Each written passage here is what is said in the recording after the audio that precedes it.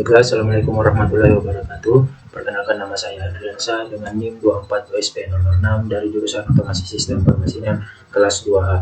Di sini saya akan menjelaskan tentang pengertian listrik tenaga bayu, tenaga angin, kemudian gardu induk, transmisi, dan juga distribusi. Yang dimana dosen pengampunya sendiri adalah Ibu Insinyur Mukmainah STMT. Dan banyak basa-basi lagi, kita masuk ke video penjelasan. Pertama adalah pengertian dari pembangkit listrik tenaga bayu itu sendiri. Pembangkit listrik tenaga bayu atau singkatan dari PLTB adalah suatu sistem pembangkit energi listrik yang memanfaatkan energi kinetik angin sebagai sumber energi primer. Mekanisme kerjanya dilakukan dengan menangkap aliran angin menggunakan rotor turbin, kemudian mengonversi energi kinetik tersebut menjadi energi mekanik rotasi. Selanjutnya, energi mekanik ini digunakan untuk memutar generator listrik sehingga menghasilkan energi listrik pada keluaran. Selanjutnya, kita masuk ke komponen utamanya. Ada 5 komponen utama dari pembangkit listrik tenaga bayu ini. Yang pertama adalah blade atau baling-baling, berfungsi untuk menangkap energi kinetik dari angin dan mengubahnya menjadi energi mekanik berupa putaran. Kemudian yang kedua adalah rotor dan poros. Rotor terhubung dengan bilah dan poros kecepatan rendah yang memutar generator baik secara langsung maupun melalui gearbox. Kemudian ada gearbox. Ketiga, gearbox mengubah putaran kecepatan rendah dari poros rotor menjadi putaran kecepatan tinggi yang dibutuhkan oleh generator. Kemudian yang keempat adalah generator mengubah energi mekanik putaran menjadi energi listrik melalui induksi elektromagnetik. Kemudian yang terakhir adalah tower, struktur tinggi yang menopang semua komponen turbin dan mengangkatnya ke ketinggian di mana kecepatan angin lebih optimal. Selanjutnya kita masuk ke jenis PLTB. Ada 3 jenis. Yang pertama onshore adalah pembangkit listrik tenaga bayu onshore berlokasi di daratan dan pemanfaatan angin di area terbuka untuk menghasilkan energi. Kemudian ada offshore, pembangkit listrik tenaga bayu offshore dibangun di laut tengah laut memanfaatkan angin yang lebih kuat dan konsisten untuk meningkatkan efisiensi. Kemudian yang ketiga adalah hybrid, pembangkit listrik tenaga bayu hybrid mengombinasikan sumber energi terbarukan lainnya seperti solar, diesel, dan untuk meningkatkan keandalan pasokan energi. Selanjutnya kita masuk ke bagian A, yaitu gardu induk. Pengertian gardu induk itu sendiri adalah fasilitas sistem tenaga listrik yang berfungsi sebagai penghubung antara pembangkit dan sistem transmisi. Gardu induk mengatur besaran tegangan, melakukan pengamanan, serta memastikan energi listrik dari PLTB dapat disalurkan dengan aman dan stabil ke jaringan listrik. Selanjutnya masuk ke peran gardu induk pada pembangkit listrik tenaga bayu. Gardu induk mengumpulkan listrik dari banyak turbin angin yang tersebar di satu area. Karena setiap turbin menghasilkan daya relatif kecil, gardu induk menyatukan daya tersebut agar dapat disalurkan secara efisien. Gardu induk juga memastikan tegangan dan frekuensi sesuai standar sistem tenaga listrik. Selanjutnya adalah jenis-jenis gardu induk. Ada beberapa jenis gardu induk. Yang pertama adalah gardu induk stepper. Fungsinya adalah untuk menaikkan tegangan listrik dari hasil generator menjadi sangat tinggi, misalnya dari ke 150 kV atau ke 500 kV. Kemudian ada gardu induk penurun tegangan atau step down. Fungsinya menurunkan tegangan ekstra tinggi dari kabel transmisi menjadi tegangan menengah, misalnya menjadi 20 kV. Kemudian yang selanjutnya adalah ada gardu induk distribusi. Gardu induk distribusi ini yang menjadi jembatan terakhir sebelum listrik masuk ke lingkungan kita, lingkungan masyarakat atau konsumen. Fungsinya untuk menurunkan tegangan menengah dari 20 kV menjadi tegangan rendah seperti 220 atau 380 volt. Nah, selanjutnya ada gardu induk transmisi atau switch. gardu induk transmisi ini agak berbeda karena fokus utamanya bukan mengubah tegangan melainkan mengatur jalurnya. Fungsinya sebagai titik pertemuan beberapa saluran transmisi dan tegangan untuk mengatur lalu lintas aliran listrik.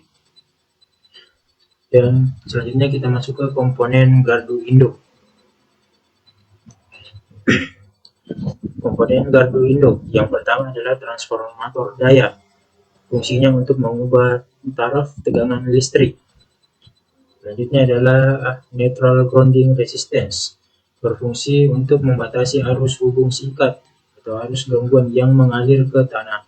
Selanjutnya ada circuit breaker atau CV. Berfungsi untuk memutuskan atau menghubungkan aliran listrik baik dalam keadaan normal maupun saat terjadi gangguan, beban lebih atau hubungan singkat. Kemudian ada disconnection switch atau DC. Fungsinya untuk memisahkan peralatan listrik dari sumber tegangan agar terlihat jelas adanya jejak fisik atau celah udara yang terputus.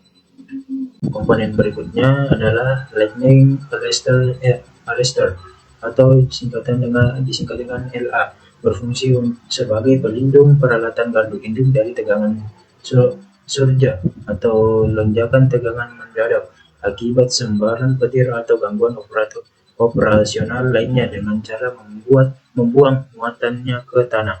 Kemudian ada yang komponen berikutnya adalah current transformer atau CT, berfungsi untuk menurunkan arus listrik dari nilai yang besar arus primer ke nilai yang kecil arus sekunder untuk keperluan pengukuran metering dan sistem proteksi.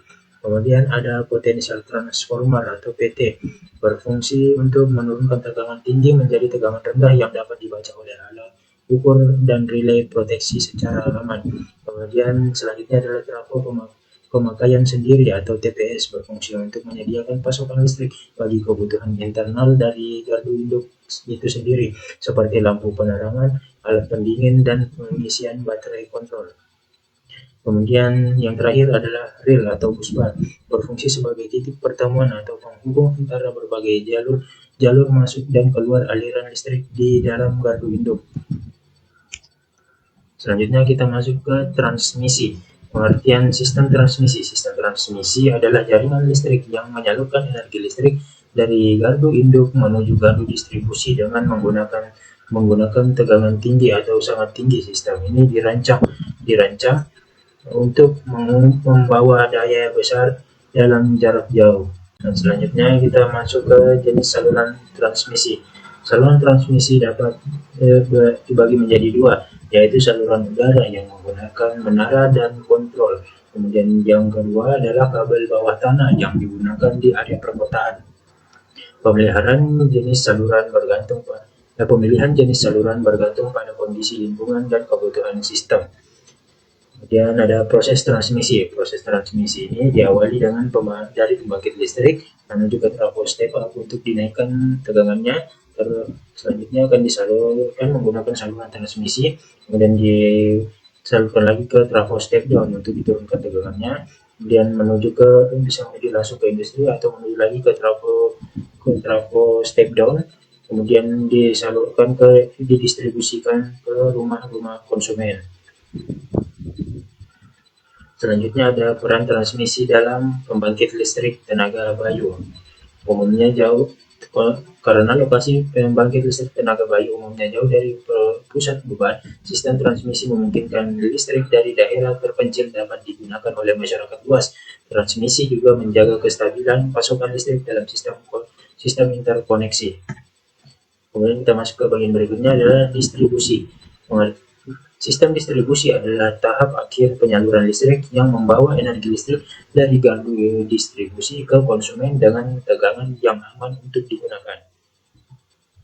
Selanjutnya, fungsi sistem distribusi. Distribusi berfungsi untuk menurunkan tegangan listrik dan menyalurkannya ke pelanggan. Sistem ini juga bertanggung jawab menjaga kontinuitas pasokan listrik agar konsumen tidak sering mengalami pemadaman.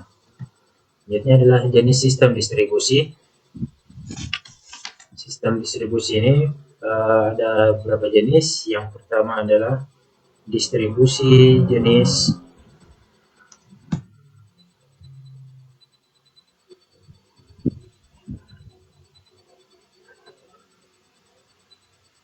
Nah, oke baik. Selanjutnya kita masuk ke jenis sistem distribusi.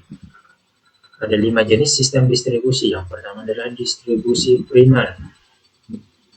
Adalah penyaluran dari gardu induk menuju gardu distribusi menggunakan jaringan saluran udara tegangan menengah ataupun juga saluran kabel tegangan menengah. Selanjutnya ada distribusi sekunder, menyalurkan dari transformator distribusi ke pelanggan. Kemudian ada sistem radial. Sistem radial adalah aliran listrik dari satu arah, aliran listrik satu arah dari sumber menuju ke pelanggan. Selanjutnya ada distribusi ring atau cincin. Jaringan ini membentuk loop tertutup atau berbentuk cincin. Jika satu jalur rusak, suplai bisa dialihkan. Kemudian yang terakhir adalah sistem jaringan network. Sistem network banyak jalur saling terhubung, keandalannya sangat tinggi. Penggunaannya ini banyak digunakan di kota besar dan metropolitan.